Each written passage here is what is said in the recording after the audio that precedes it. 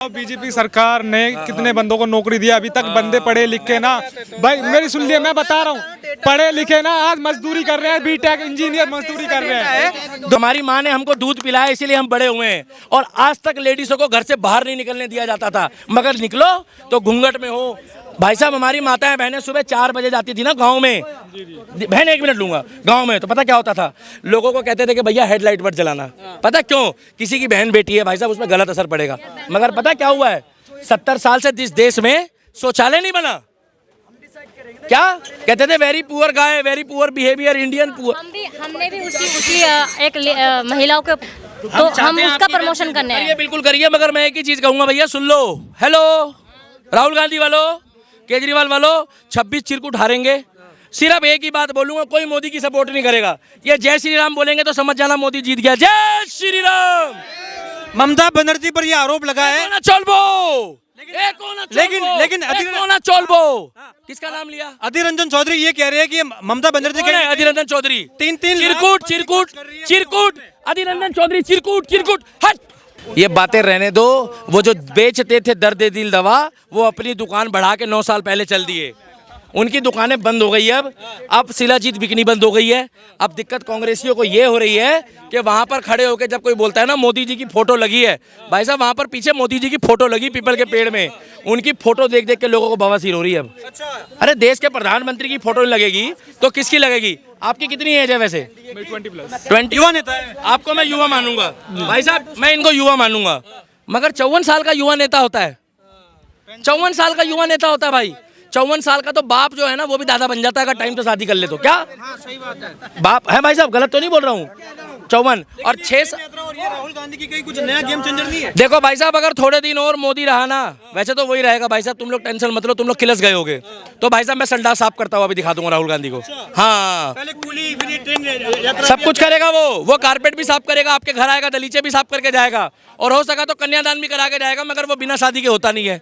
कन्यादान का रूल पता है आपको? उसके लिए जोड़ा चाहिए होता है। क्या राहुल गांधी को भेजा गंगा आरती करने को, कहाँ? बनारस। तो राहुल गांधी को भाई ने आके, भाई मैं बता रहा हूँ आप हमारे साथ के ही हो यार, राहुल गांधी को चीयर्स करो, कीप इट अप करो आप। ओ भैया रुक जाओ, आप अच्छा कर रहे हो। अगर विपक्ष में 2-4 जने भी ना हो तो मोदी जी को भी इलेक्शन जीतने मजा नहीं आएगा। क्या अगले साल इलेक्शन है, अब पता लगे कि जी विपक्ष में कोई है ही नहीं तो इलेक्शन होगा ही नहीं ना, फिर वो रातों रात निर्णय हो जाएगा। पर कह रहे क्रेज बढ़ गया है, लेकिन थोड़ा क्रेज का तो खमेजा भुगतना पड़ेगा। हाँ भाई, क्रेज बढ़ा है। देखो जब पप्पू जोड़ो आंदोलन करोगे तो लोगों तो भैया देखो, पप्पू जोड़ो आंदोलन, पप्पू तो इकट्ठे होंगे, पप्पू होंगे। देखो गधे, घोड़े, खच्चर, पक्षियों ने भी बात करी है। क्या? हाँ, राहुल गांधी से पक्षियों ने कहा, बोले हाँ वो सुन लेते हैं उन लोग की भाषा। वो लोग ऊ गोला के हैं, हम लोग ई गोला के हैं। ऊ गोला वालों को आती है भाषा। आप सुनते हो, बात करते हो तोते से? नहीं। आपको कभी कौवे ने आके कहा हो भाई साहब राम राम? बोले क्या? बोले ड्यूटी चले जाओ। कहाँ ड्यूटी चले जाओ? कहाँ बोला हो? तोते का राम राम सुना है, बाकी तो कहीं का नहीं सुना हमने। कौवे का क्यों नहीं सुना है? राहुल गांधी तो कौवे से भी बात करता है। मेरी बात सुनो भाई, जिस देश में अपनी इच्छा के हिसाब से कोई व्यक्ति को काम ना दिया जाए, आपका क्या मन करता है वैसे करने को? जैसे आप जॉब कर रहे हो, पढ़ाई कर रहे हो, क्या कर रहे हो? मैं एक्टिंग लाइन में हूँ। एक्टिंग लाइन में हो। अगर आपके ऊपर कोई चीज थोपी जाए, वो चीज आप कर पाओगे भाई? बुरा मत मानना। मतलब जैसे धोनी को शौक था क्रिकेटर बनने का, मगर कभी कभी फुटबॉल खेलता था। अगर सचिन ने फोटोग्राफी करी होती तो आज क्रिकेट का भगवान कहाँ होता? मगर घर वाले आपको जबरदस्ती बोले। मुझे ये बताओ, बीजेपी सरकार ने कितने बंदों को नौकरी दिया? अभी तक बंदे पढ़े लिखे ना भाई, मेरी सुन लिए, मैं बता रहा हूँ, पढ़े लिखे ना आज मजदूरी कर रहे हैं, बीटेक इंजीनियर मजदूरी कर रहे हैं। 2023 का डेटा है। 1 सेकंड यार, कितना पढ़े हो? 1 मिनट सुनिए। मगर आपने कहाँ भी भर्ती में अप्लाई करा है? प्राइवेट सेक्टर बता दो, सरकारी?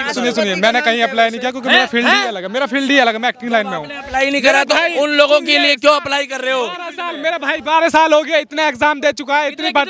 सुनिए, 12 साल हो गए मेरे भाई को तैयारी करते हुए। ठीक है, 9 साल हुए। ठीक है, जिस टाइम पे भ्रष्टाचार के पैसे पूरे नहीं कर पाओगे आप।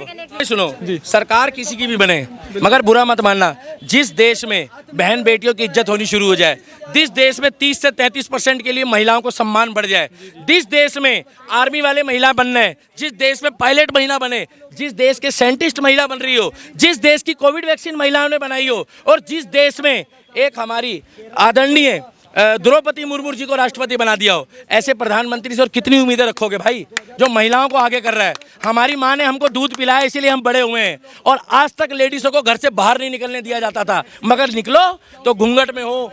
भाई साहब, हमारी माताएं बहनें सुबह 4 बजे जाती थी ना गांव में, बहन 1 मिनट लूंगा, गांव में तो पता क्या होता था, लोगों को कहते थे कि भैया हेडलाइट मत जलाना। पता क्यों? किसी की बहन बेटी है भाई साहब, उसमें गलत असर पड़ेगा। मगर पता क्या हुआ है, 70 साल से इस देश में शौचालय नहीं बना। क्या कहते थे? Very poor guy, very poor behaviour, Indian poor.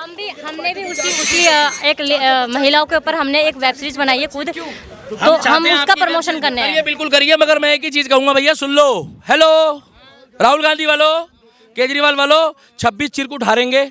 सिर्फ एक ही बात बोलूंगा, कोई मोदी की सपोर्ट नहीं करेगा। ये जय श्री राम बोलेंगे तो समझ जाना मोदी जीत गया। जय श्री राम।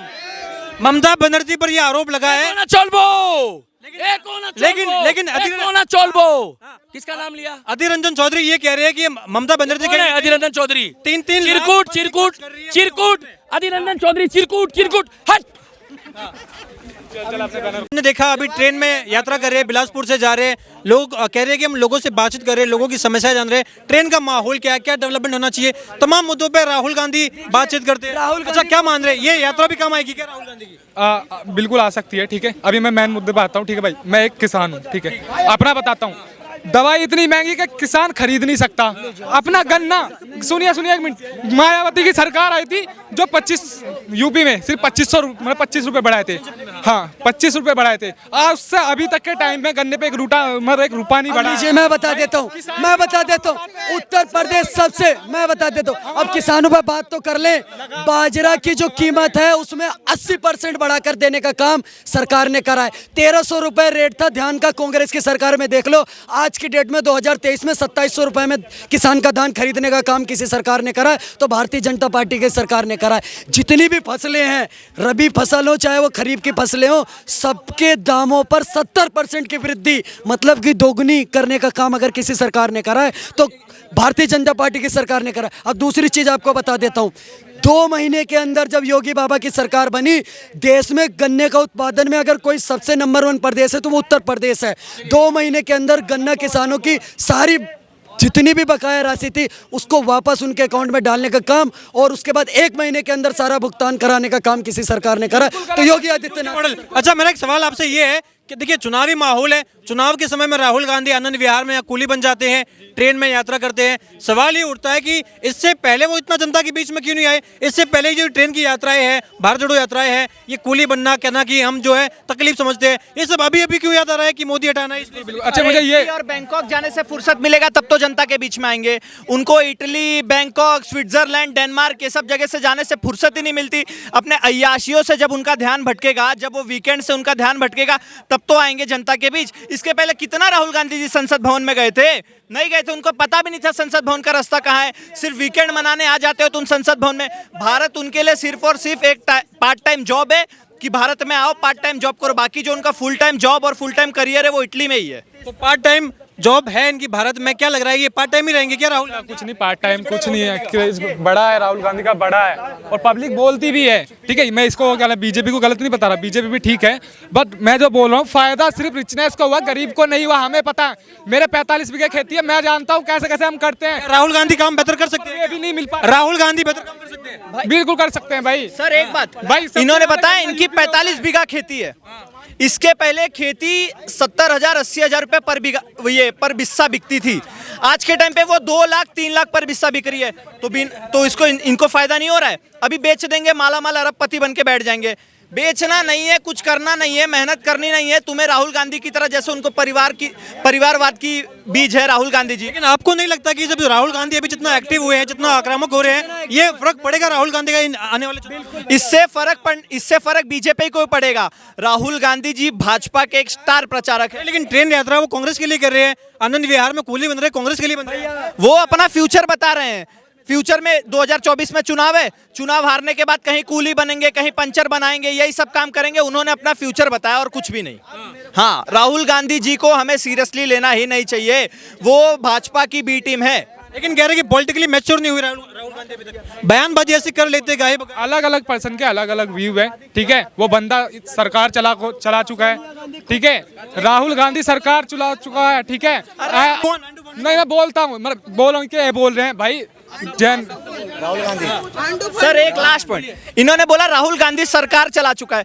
अरे जिस पे इंदिरा सोनिया जी लड़ते जीतते चले आए थे अमेठी की सीट, वो बंदा वो अमेठी तक हार गया। अरे उत्तर के लोगों को वोट करना नहीं आता, दक्षिण के लोगों को। हाँ दक्षिण के लोग, अरे हिंदी समझने वालों में तुम जीत ही नहीं पाए। जहाँ अंगड़ो बंगड़ो बोलेंगे वहां तुम्हें समझ आएगी कुछ। तुम कहीं के नहीं रहने वाले हो, धीरे धीरे तुम यहाँ से भी हटके तुम इटली में जाके वेनिस में चुनाव लड़ोगे। एक बात बताइए, बीजेपी के कैंडिडेट कांग्रेस में क्यों जा रहे हैं? मैन मुद्दा बता दीजिए। जब बीजेपी सही है, कितने कैंडिडेट जा चुके हैं, कितने कैंडिडेट जा चुके हैं? ज्योतिरादित्य सिंधिया किस पार्टी के थे बताइए? कांग्रेस पार्टी के थे कि नहीं? किस पार्टी में अभी ये बात बताइए।